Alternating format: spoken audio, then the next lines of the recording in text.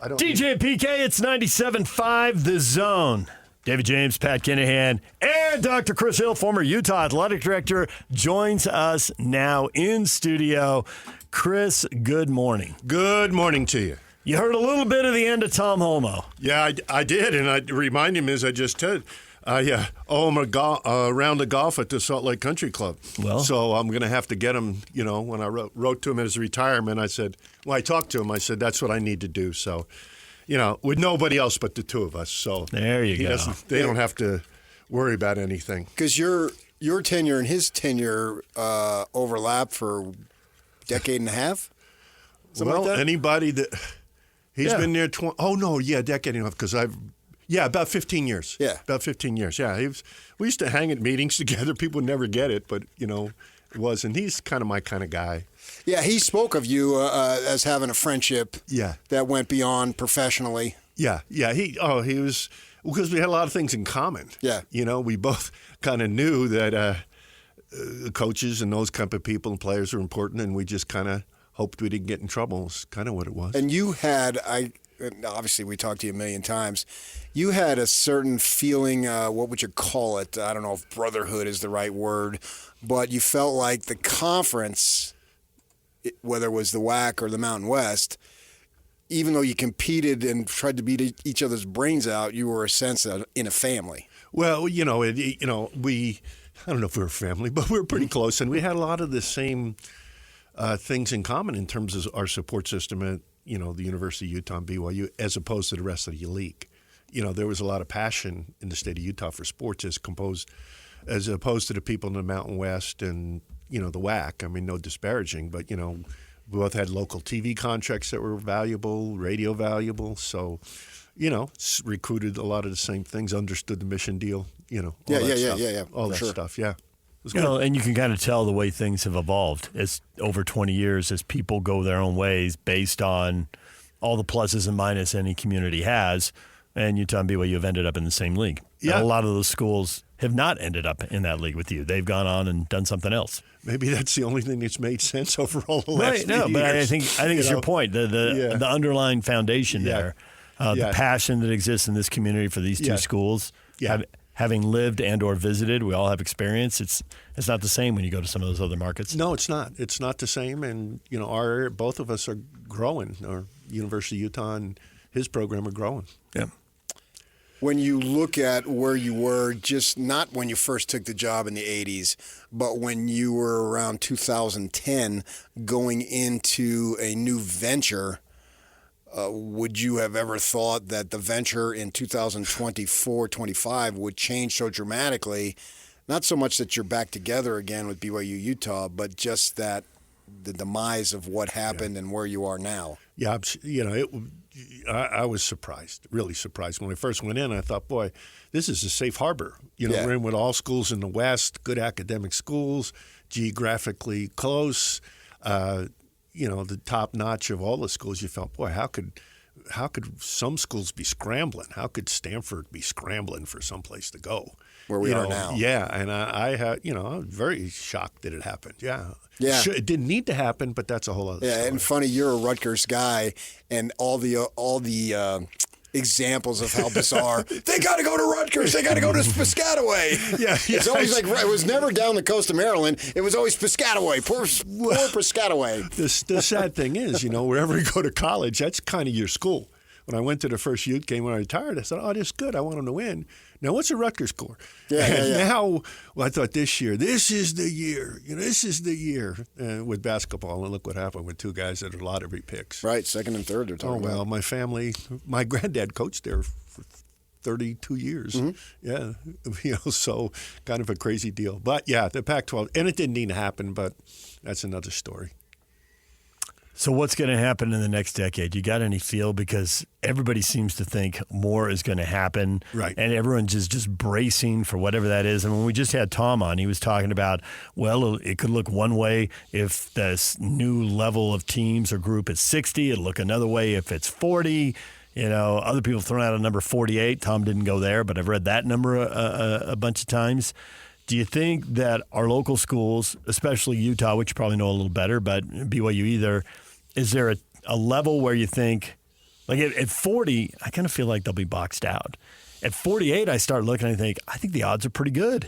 Yeah, I agree with you. And it's really, how you perform, but over time, your brand is such now that Utah has a brand where they're good in football, and so I feel that they're going to be okay if it's 48, maybe below, and there's a borderline case for both Utah and BYU, but I get so concerned that the big power school is just going to try to figure out how to get their number as low as they can. Mm-hmm. That's what I think they're going to try. They don't want to share the money with 48. Want to split at 40.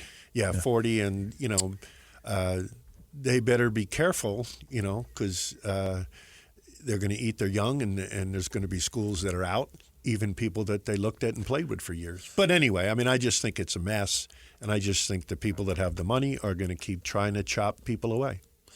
At that point, I wonder if they would then do harm to themselves without maybe even knowing it, and what would the country accept as we as sports fans, particularly as a Utah program, and BYU too for that matter, but obviously you're affiliated with Utah, with all the success in football, all the we can name the Fiesta Bowl, the Rose Bowls, the Sugar Bowl. I went to all of them to cover them, and Final Four and all that stuff. It just seems to me that it's preposterous, and I wonder if that point that there wouldn't be some form of legislative intervention that demands that places like Utah would be included. Well, I think the states will support that. You can imagine the legislature here, at least for BYU.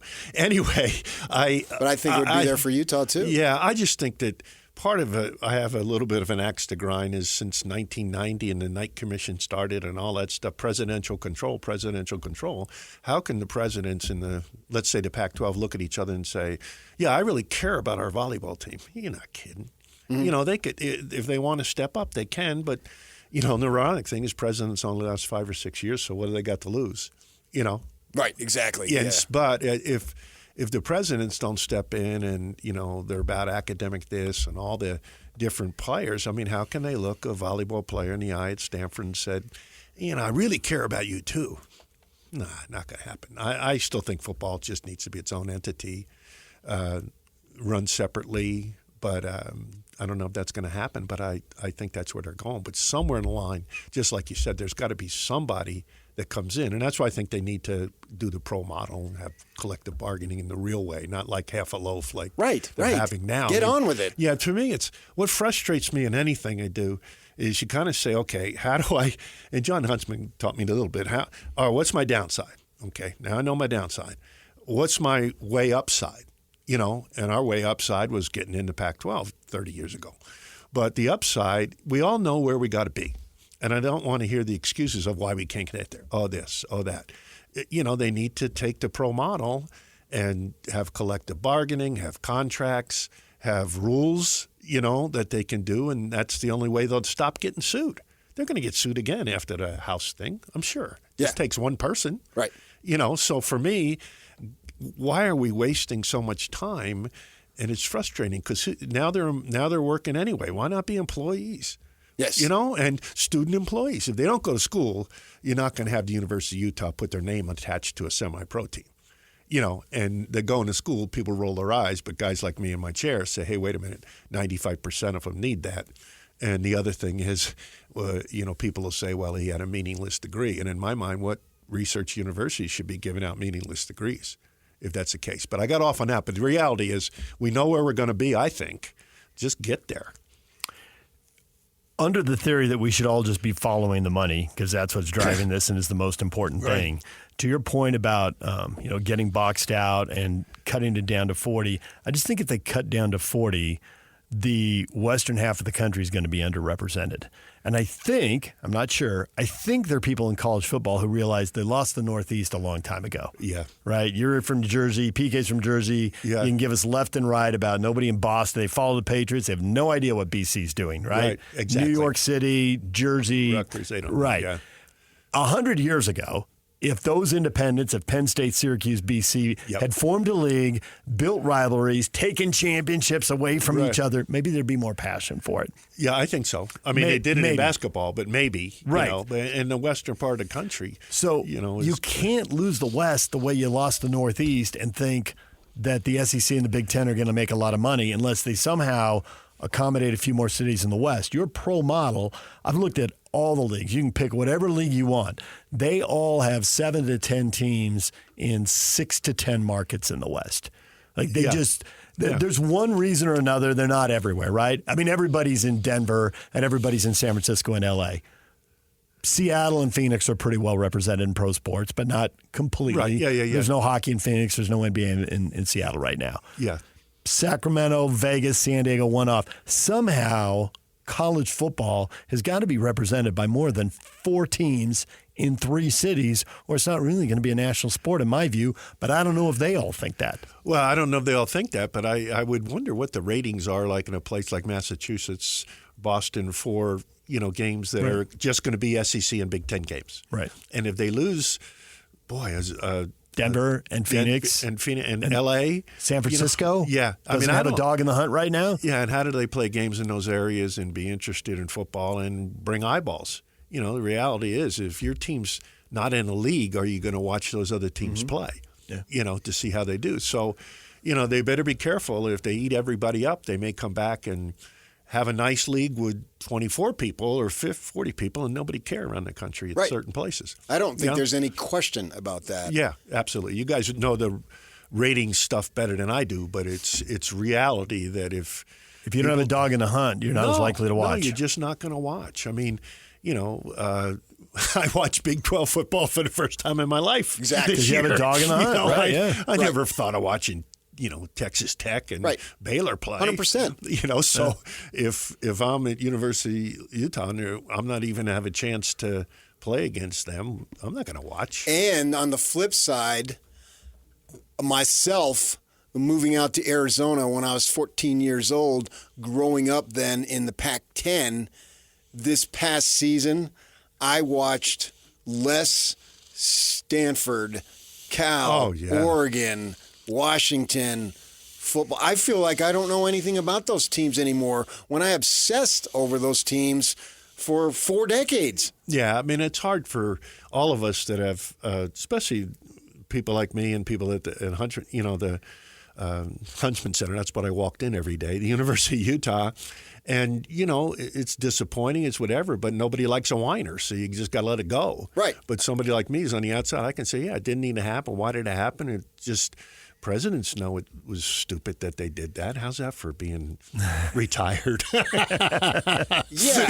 And those presidents that are there for 4, 5, 6 years and may not have any connection except for the fact that they had the job, and guys like me who've been longtime fans, you crumbled my conference, you know what? How could you possibly do that? Yeah. The big fans in those environments just have a thirst to be with the big boys, and you keep doing more and more and more. And I just laughed. I said, Ohio State's the big boys, always going to be big boys. How is Utah ever going to out-recruit Ohio State? They don't. We just need to have better coaches and find people that can play. And what's hurting us now is hurting them. It's not us anymore. Hurting them is getting poached on players, just like happened the other day. And it's going to be harder and harder to compete even like it was before, because at least we had the same number of scholarships, and Ohio State made mistakes and kids got unhappy and all that stuff. But the joke is Ohio State's always going to have double the money we have. Right. Yes, no matter what happens in this world. Right. Yeah. Utah Athletic Director, former Utah Athletic Director Chris Hill joining us in studio. We'll talk more with him about the future of college sports and where he thinks it's headed, and we will do that next. Stay with us. Chris Hill, former Utah Athletic Director, joining us in studio, trying to figure out where college sports is going. The college football playoff, it's at 12 teams now. Yeah. It seemed like that was a hit. I assume they're going to 14. There's only going to be 2 buys, and one's going to go to the SEC and one's going to go to the Big Ten, unless they decide, let's just go to 16 and get paid for 2 more games. Is that pretty much what you're thinking with the college football playoff? Well, you talked earlier about money. I guess 2 more games would be money. That's a lot of games, though, if they all get in. A lot of TV windows they got to find when the NFL's everywhere. Yeah, they are. The NFL is, plays nice in the sandbox. I mean, they don't play on Saturdays. Imagine if they start playing on Saturdays. They play on Saturday. They don't play on Saturdays because of that's what they traded in 1961 or whatever to get the the right to negotiate as a group, the antitrust legislation. Oh, my God. And how do you know that? That date, because I saw a thing about a college football playoff and they wrote it. Okay. Yeah. And it was they can't play on Saturdays. They can't play from like Friday at 6 o'clock until Sunday morning at 9 or something like that. And they can't do that from like the last weekend in August to the second weekend in December. And that's why you start to see Saturday games December 15, 22, 29. And that's sense. why they're going to push the season more into February because it opens up another weekend for them to play on Saturdays. Yeah, I don't know how long the players can take that punishment, but, it'll happen. Yeah. I really believe that college needs to get with the times, and I understand. We talked about this the other day, of the stuffy philosophy professor who wears a sweater vest and smokes a pipe and wants to expound on philosophical ideas and not talk about athletics. But the reality is athletics is a driving force now, and you talk about the number of games. I mean, they're trying to have their feet in both areas. For instance, when it gets to the third overtime, we've got to go immediately to a 2-point play because it's too dangerous for the young men to continue to play. Meanwhile, we can add 4 games on the end of the season. Right. It doesn't make any sense. No, I know. It's 4 games for not all the teams, but they're still the same young boys who are playing. Yeah, if the Ohio State gets hurt, it's the same as the school, from St. Jepit, whatever. Yeah. And so, I can see just what you're saying, and the campuses somehow have to take some responsibility too for what it's going to look like. If they just either whine about it or don't jump on board, it's a runaway train. So everybody in university campuses that care all about athletics feel the same way we all do. Let's get control of this thing.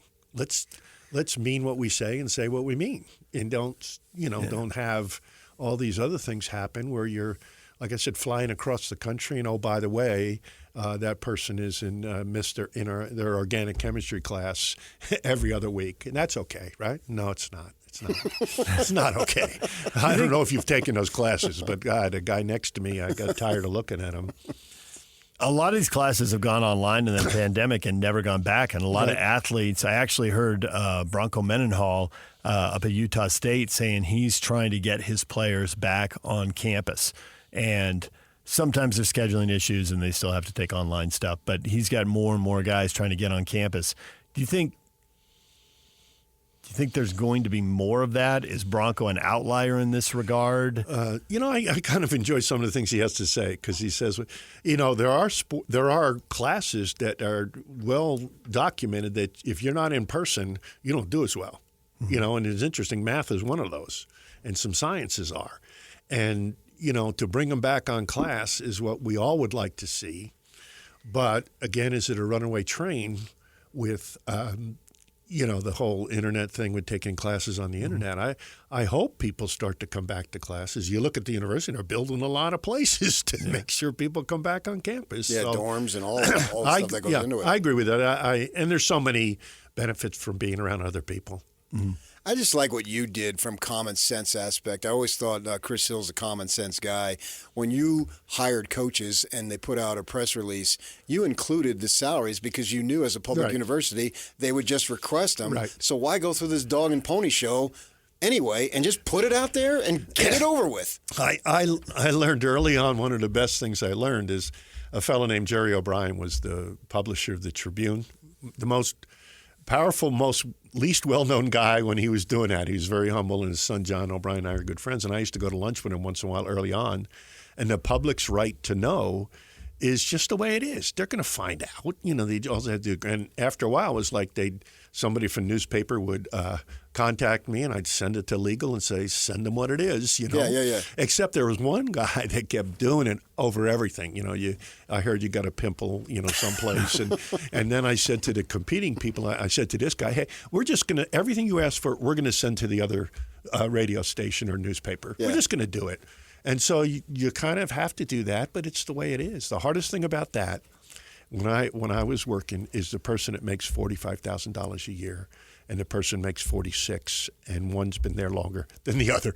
That was the worst thing about it. That was the thing that made it so terrible. Otherwise, that's what they want to know. So get it over with and ask questions about the sport. Right. Exactly. Precisely. Yeah. So use some common sense in the matter. Our thing is, not that because you worked at Tribune, we would say in a meeting, how would that look on the front page of the paper? Let's just get it out there.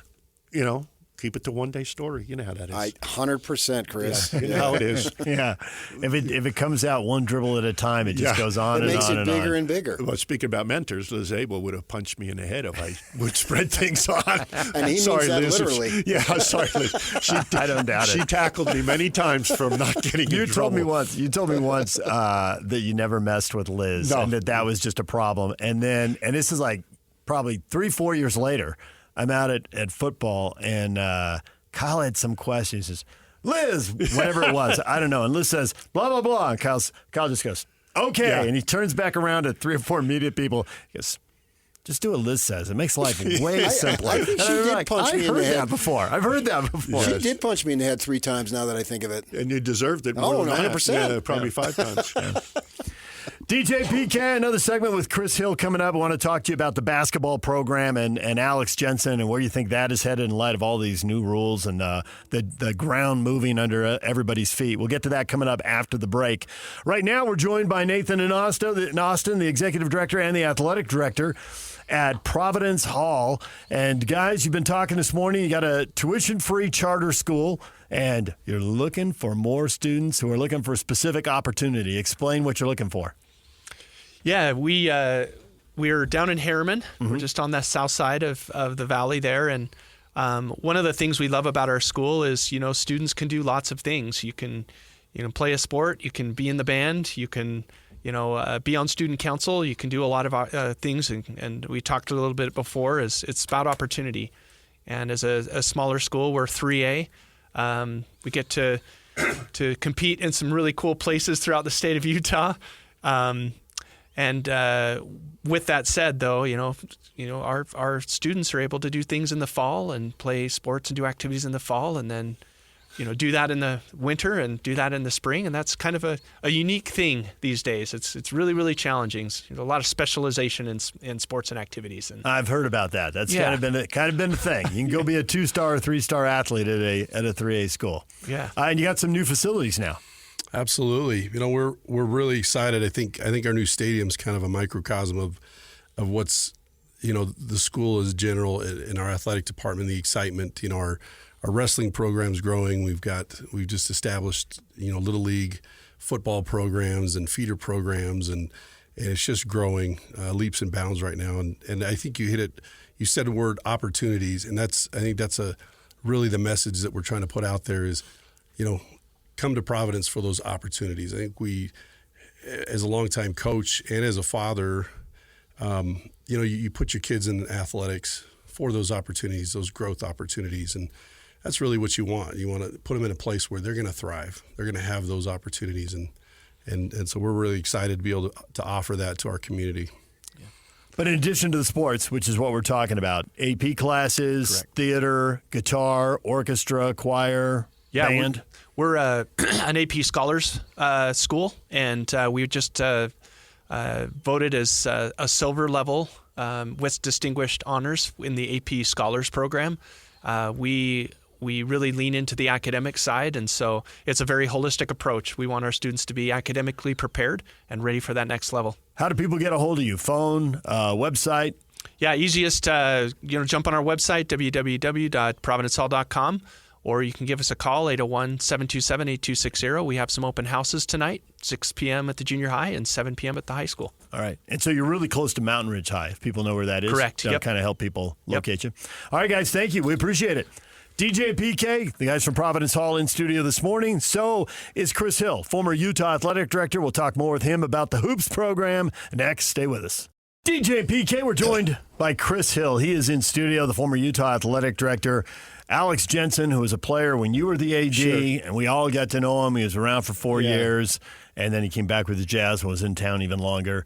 He's back as a head coach now, and I'm really curious what you think, reasonable good goals are, because I don't think you'll want to undersell it because you want the U to be good and you get better by being good, so why undersell it? You don't want to oversell it and put him in a bad spot. Right.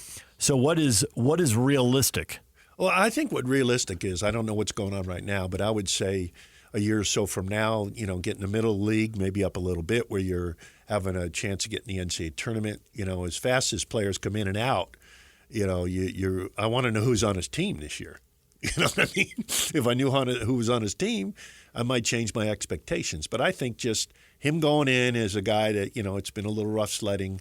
He can get in. He'll get some players. He'll coach them up, and, they'll start to move up in the league. Will they be 1 and 2? That's really hard, and who knows? People get upset all the time, and, injuries like what happened to the poor situation with Kyle on the football team, But I think the middle of the league early on, and then maybe get in the top 3 or 4 and take a run here or there. But, like we were just saying, if he has a great player, he could be losing that guy right away. You look at what happened. Smith, the guard from last year. Yeah. And Craig Smith brings him in. Now the kid, he had a track record of moving around, and then he goes to St. John's for Pitino, and they lose out. And then you hear about, I assume you heard that quote from the BYU booster, "You will not outbid us," and we know what they're doing, and we see that, if you believe the reports at a Baylor, that the kid had committed to return the guard, and BYU goes in and gives him more money. So he's coming here, and his statements that he had made, I want to go in an NBA developmental program. BYU has 0 players in the NBA. I realize it's a new administration, but rather than focus on BYU's lack of NBA players, focus on Baylor's number of NBA players, and they ran a good program. But in the end, money talks, and people thought the kid, Dallin Hall, the local kid, when he transferred over, put his name in the transfer portal, that it was going to be, that Russian kid, Yegor Demon, is coming back. That's what it must mean. And no, that's not what it means. He knows that kid, of course, is going to go take the money because they all do, and that Kevin Young is going to recruit somebody over Dallin Hall that we don't know yet, and then we find out a week or 2 later that it's the kid from Baylor coming in. He's a 5-star, yada, yada, and all that. I'm just wondering, a long way of saying, do you believe that Utah will have the money to compete? Because that's what it is boiled down to. It doesn't boil down to coach them up anymore. No, it doesn't respond to that. I think they'll do well. I know when Alex came in, he and I talked off before and about, at least get a certain number you're going to get from, NIL. I mean, that's what coaches, they train's job. They're going to look at the administration and say, what do I have to work with? Yes. Now, BYU's in a different situation because they do have a very wealthy group of folks, and that can spend their money on that and want to be aligned. If you're LDS in the state of Utah, you want to be aligned with the LDS Church, and you want to be aligned with BYU. That's status and whatever. And if you could be a player to make changes in football or basketball, I can see them doing it. But, I don't know how a kid and we all know that I'm repeating myself, and you guys have said this a million times, so I'll be quick. But, I mean, you're a kid, and your mom's making $30,000 a year like Andre Miller's mom was making. That's on the high end. And all of a sudden, they're going to give you $1 million, and you're looking at your mom saying, that's not bad. Right. Yeah, maybe. Right. How many years would that take my mom to make $1 million? So I don't blame the players. That's why it's got to change, because it's silly. It's really because the players aren't worth that. I mean, you're telling me a second-string offensive lineman at Stanford's worth more than a $75,000 scholarship? But people have fallen asleep on that. They're just saying, okay, we'll just pay him. We got the money. It's free money. It's not like it's costing anybody else. Right. So it's tough to watch them buy people.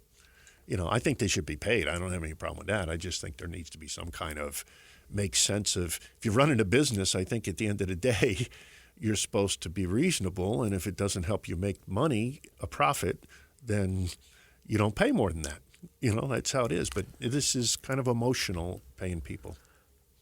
There's a couple things that are happening here, I think, that Alex will run up against. That he has no coach controls. They're just bigger. With the players moving every year, right? I've heard from multiple fans, including one yesterday. I don't know who these guys are. Oh, yeah. I don't know who these guys are. And when we were talking about the era Alex played in, literally everybody knew who everybody was. And it's different because, there'd be a beat writer like PK writing features on everyone, so you literally got to know everybody's story. They were doing Sunday night show interviews, and all that stuff's off the table. Was this a Ute fan who said that to you? Yes. Yeah, of course it was, because they're not winning. The BYU people, they don't care that they didn't get to know them because they went to the Sweet 16. It all boils down to winning. Yes. So leading up to this, you say about not coaching them up. Right. And I think you can coach them up within the year. Now that multi-year arc is a problem. Right. But Ken Pomeroy comes in studio with us from kenpom.com, right? You're on the NCAA selection committee. You know how they use his formulas, right? And so he told us, he said 10-10 in the Big 10, 10-10 in the Big 12 might get you in the tournament, and 11-9 will if you play an even borderline representative non-conference season, which the Utes didn't this year. Right. Assuming Alex changes that, they're 8-12. They give up 80 points or more 10 times this year. Yeah. I think Alex, Rick Majerus taught everyone how to play basketball, and I've heard multiple players say, they must all say it when they talk to each other, he ruined the game for us because they can't watch a game without seeing there's no help defense from the next guy. Right. There's no big man sliding over. Like you're spacing. This guy can't drive to the hoop because you don't stay in the corner. You want the ball, so you come 1 step, 2 steps closer. Now you don't have room to drive anymore. Manson went 1 for 11 against BYU. And the shot he hit in the overtime win was a tough 3 off one leg that was I think Alex is going to change all that. So I don't see they're 8-12 in conference this year. To me, 10-10, 11-9, 12-8 is doable.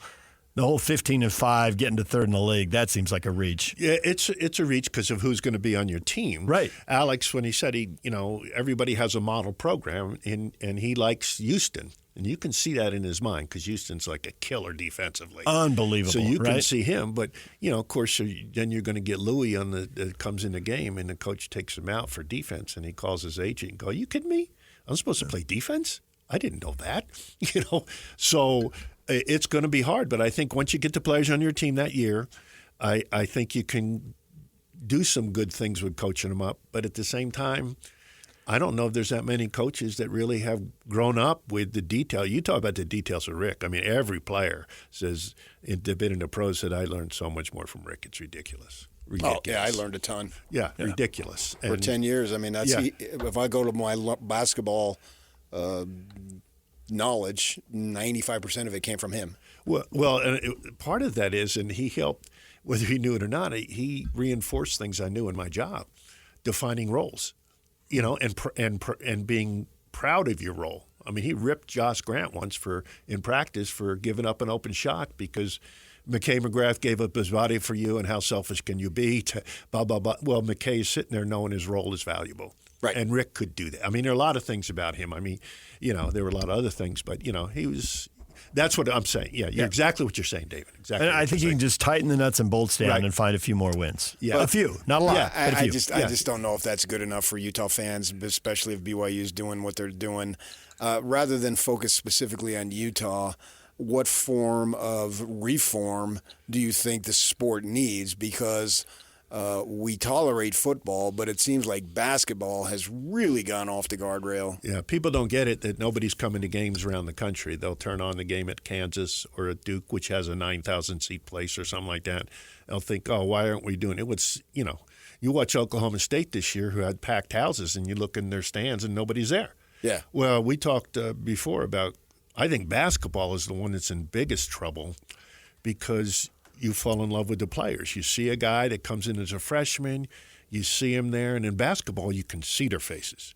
Yep. And you can Football's see them anonymous hug each other under a helmet. And so you fall in love. It's not the NBA. You don't come to watch a perfect game in college. You come to watch your team win, and that's my guys, and they look like me, and that's how they identify with their team. But I think basketball, especially because the postseason means so much more, that it's in trouble. It's in trouble. But then they say the almighty TV ratings were up tremendously in March. Well, yeah, but I'm just saying March isn't everything. So the fans during the year, and you're having to sell tickets at your own place, and people aren't coming.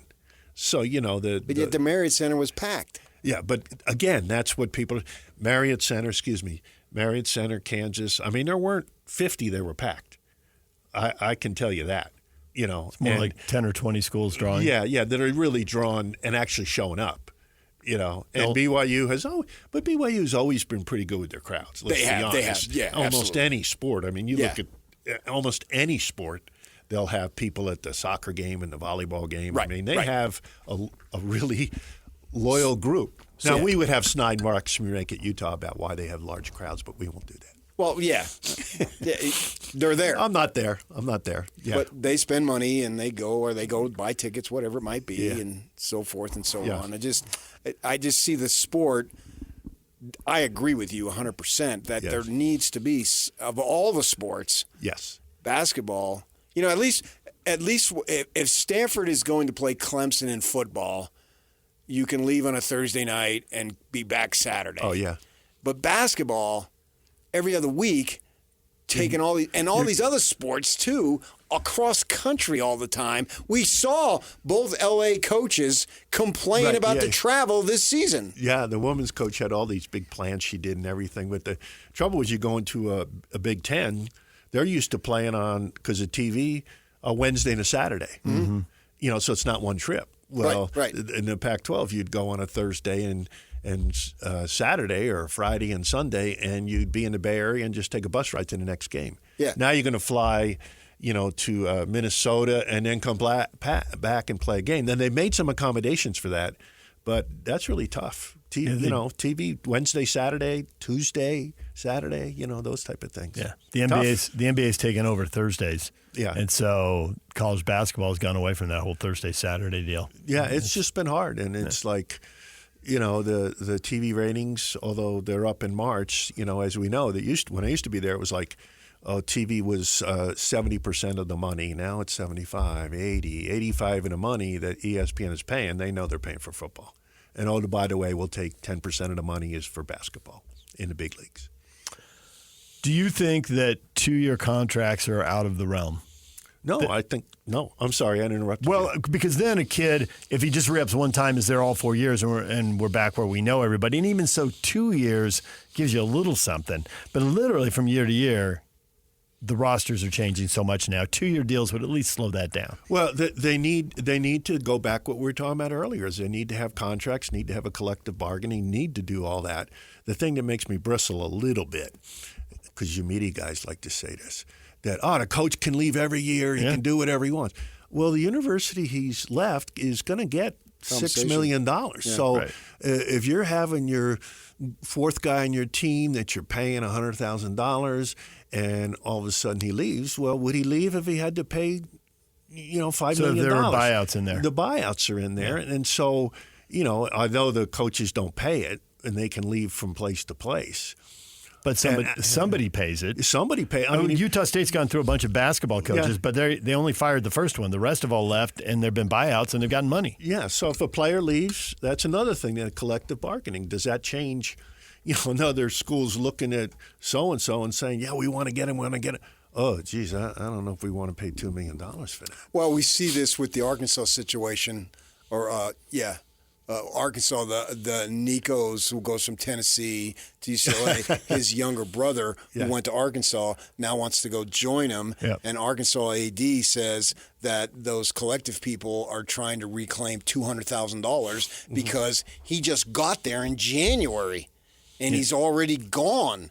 And he got money and literally didn't play it down. He's just been in school for one semester, so I want my money back. Yeah, there's a bad side of all this.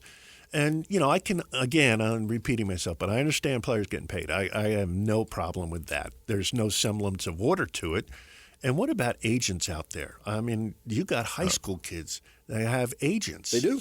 And they can do that. And then does this family know anything about dealing with agents?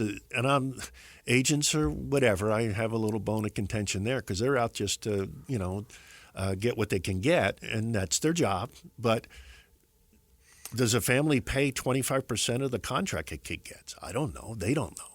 And so there's a lot of things about it that make it tough. And if I were somebody paying all that money, I'd say, wait a minute. I'm going to pay $1 million, and then I'm going to pay $1 million next year if the kid's not doing well, or I'm paying $1 million and he just left. That's going to be hard. And I can see people wanting to get their money back. Right. or they won't give it. So they're kind of saying, the AD, that's fine. You got my first $1 million, but you're not getting any more because how I was burned. And that's what I was wondering on that. You know, the Eccles can slap their name on the beautiful football facility, right, when they needed it desperately, and it's a top-notch facility. We've all been in it. And then the basketball facility with the Huntsmans, they needed that, and that's beautiful too. But how do you go to boosters then every year? Because you do that, and that building will be there for, you know, and it'll be functionable for multiple decades. But these kids come and go. Are they going to? Is this model any form of being able to be sustained in terms of you have to then, as you just said, every year put in the money? We're all caught up in it now, but where's it going to be? Yeah, it's tough, and that's why, you know, and I'm not a whiner because I'm not in it. So sometimes here's to retirement. Yeah. Hey, I sit with Greg and my wife and Megan, Mars, and Liz, and we get together once in a while, and invariably the conversation goes, here's to retirement, you know. And I don't know if it's sustainable, but we've been saying that for so long that it's not sustainable. And yet it keeps happening, but then schools fall off the map and whatever. But, you know, they've got to get control of it somehow, and people will be paid enough, and it'll be negotiated out. And as we said off air, I don't know. I think the NFL is not a bad operation. No, I don't think so. No. So go and do that. Learn from them. Yeah, why wait? Why waste time in between? Because you know it's going to be a law. Somebody's going to get sued again. You know, right? Even with this whole thought that the house settlement, the schools are going to pay directly, and then NIL is going to be regulated, and there's going to be somebody deciding what market value is. That to me just screams there's going to be lawsuits, and it's going to be the same thing. Basically, you're trying to limit somebody's income. And how'd that work for the NCAA when they had that limited earnings coach in the late 80s, early 90s? That third coach, they won a class action lawsuit. They all got back pay. Right. The NCAA just keeps so slow, and so they know. That's why it's been a mess, because 15 years ago we should have been paying players. And they just hold it out, and they get sued. And, you know, they're over on all this stuff. So what makes them think they can control things? Well, Chris, we appreciate the hour. Thanks for coming down and letting people know where you see this going and what you hear. And you get the TV side because your son works for ESPN, so you're still hearing stuff occasionally. Well, I know. Excuse me. I don't know. He knows more than I ever thought of knowing, and it's kind of fun to talk to him about it. But I appreciate you having me. I don't have answers. I'm, like I said, a retired guy that hangs out and enjoys myself. So there you go. Anyway, all right. Thanks for the time, Chris. We appreciate it. Bye-bye. Dr. Chris Hill, former Utah Athletic Director, joining us in studio this morning right here on 97.5 The Zone.